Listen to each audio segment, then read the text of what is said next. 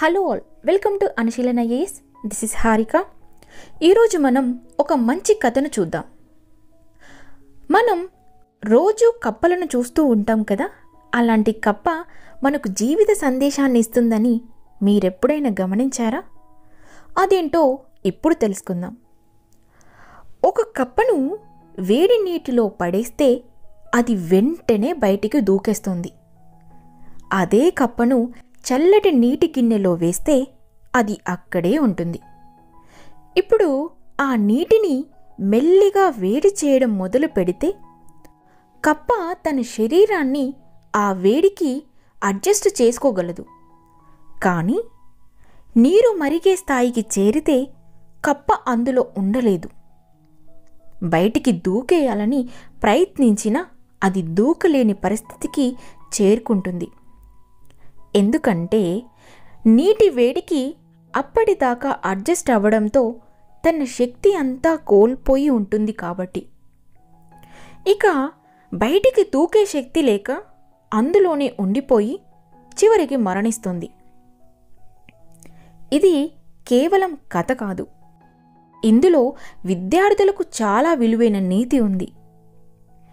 ఇక్కడ కప్ప ఎలా చనిపోయిందనుకుంటున్నారు మీరు? చాలామంది వేడి నీటి వల్ల అనుకుంటారు, కానీ నిజానికి వేడి నీటి వల్ల చనిపోలేదు. నీటిలో నుండి బయటికి ఎప్పుడు దూకేయాలో సరియైన సమయంలో నిర్ణయించుకోలేక చనిపోయింది. కొద్దిగానే వేడి పెరిగింది కదా, సర్దుకుపోదాంలే అనుకుంటూ వేడి నీటిలోనే ఉండిపోయింది. చివరికి నీరు మరిగేసరికి అది బయటికి దూకలేకపోయింది. అలాగే విద్యార్థులుగా మనం కూడా జీవితంలో, ముఖ్యంగా మీ చదువుల్లో కొన్ని విషయాల్లో అడ్జస్ట్ అవ్వాలి.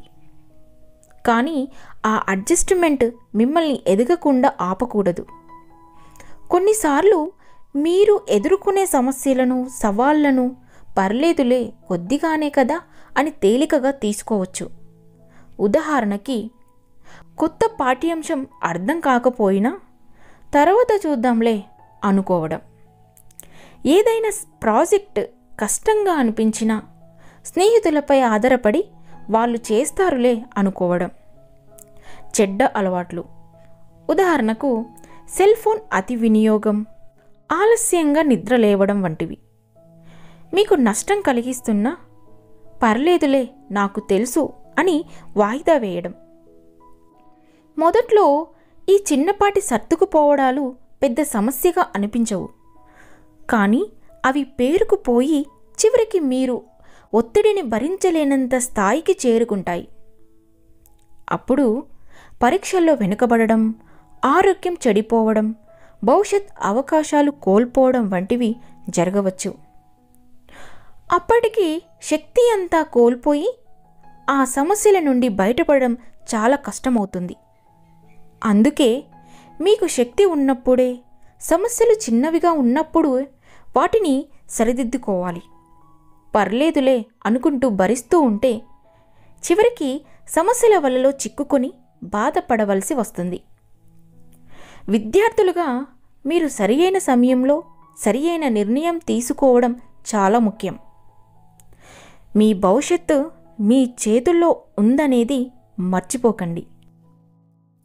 ఇలాంటి స్టడీ రిలేటెడ్ కంటెంట్తో పాటు మోటివేషనల్ వీడియోస్ కోసం మన యూట్యూబ్ ఛానల్ను, అలాగే మన టెలిగ్రామ్ ఛానల్ను సబ్స్క్రైబ్ చేయండి. మీ విలువైన ఆలోచనలను కామెంట్ చేయడం ద్వారా మేము మరిన్ని ఇన్ఫర్మేటివ్ వీడియోస్ను మీకోసం తీసుకురావడం జరుగుతుంది. జై హింద్.